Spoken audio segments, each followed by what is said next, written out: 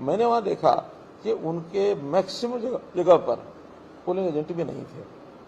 Polling agent उन्होंने paid रखे हुए थे, और पेड पोलिंग एजेंट जो होते हैं वो कितना देर रुकेंगे और क्या ध्यान रखेंगे। एक स्थान पर तो ऐसा अनुभव भी आया, एक पोलिंग एजेंट उनका था कांग्रेस का। अब उन्होंने सवेरे ना तो उनको नाश्ते की व्यवस्था की, ना उनको भोजन की व्यवस्था की। वो चाय का व्यवस्था, भोजन, नाश्ता आप सब करते हैं, तो हम भी कहते हैं बिहारी पोलिंग पार्टी भी और आप भी सब उसमें करो, पार्टी व्यवस्था करती है उसका। तो वहाँ वो भोजन करने के बाद वो कांग्रेस एजेंट कहता कि मारे वाला ने तो ना चाय भेजी ना खाना भेजा, अब बीजेपी वाला का खाना खा के वोट तो मैं बीजेपी को ही दूंगा। पूरे प्रदेश में वोटिंग कम रही है। विश्लेषक अलग अलग विश्लेषण करते हैं। एक विश्लेषक तो यहाँ तक कह गए कि ये बीजेपी की फेवर में है, क्योंकि अगर कोई रोष होता है तो रोष में जो पार्टी पावर होते हैं उसके खिलाफ वोट ज्यादा पड़ता है, और ये फेवर में बीजेपी का है। हमको कोई अनुमान नहीं है किसका फेवर है किसका नहीं है। मैं ऐसा मानता हूं कम है तो सबका ही कम है, ज्यादा तो सबका ही ज्यादा है। इसमें बहुत बड़ा कोई लॉजिक नहीं है कि कम है तो किसको नुकसान है, ज्यादा तो किसको नुकसान है। इसको इशू बहुत बनाया गया है कि कम वोटिंग के कारण से सब अपने अपने आंकलन करने में लगे हैं। मेरा मत यह है कि कम है तो सबके लिए कम है। जैसे मौसम खराब के कारण से एक दो दिन प्रचार में कमी आ जाए तो हमारी अपनी पार्टी के लोग कहते हैं और जी 2 दिन खराब हो गए। मैं कहता हूँ देखो यही खराब सबके हुए, आप चिंता मत करो। इसलिए गर्मी भी है तो सबके लिए बराबर है, तो किसी एक पार्टी के लिए ज्यादा दूसरी पार्टी के लिए कम है ऐसा नहीं है। नेचुरल चीजें हैं, नेचुरल चीजों का प्रभाव सबके ऊपर बराबर पड़ता है। सर आपने कहा 10 की 10 लोकसभा सीटें और 11 टोटल जो है विधानसभा मिला के, अगर ये भारतीय जनता पार्टी जीत रही है तो क्या दोष इनके ऊपर आएगा? अच्छा है जो दोष लगाए उनसे पूछना।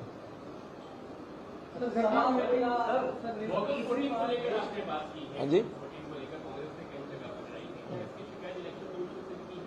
हमने उस समय वर्बली बताया है, उन्होंने नोट किया होगा।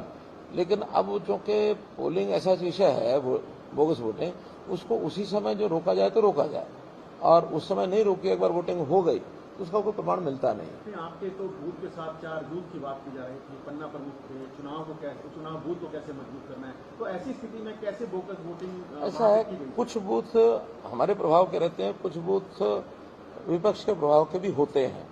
सबका प्रभाव सब जगह एक जैसा नहीं होता, और खास करके जब किसी बूथ पर वोटिंग समाप्त होने के बाद जो वोट बचते हैं और वहां धींगामस्ती से 5-10 लोग अगर अंदर घुसते हैं और वहां एक्शन, मानो पुलिस नहीं है, एक्शन नहीं लिया गया, तो वो कुछ ना कुछ मिलीभगत अंदर भी होती है।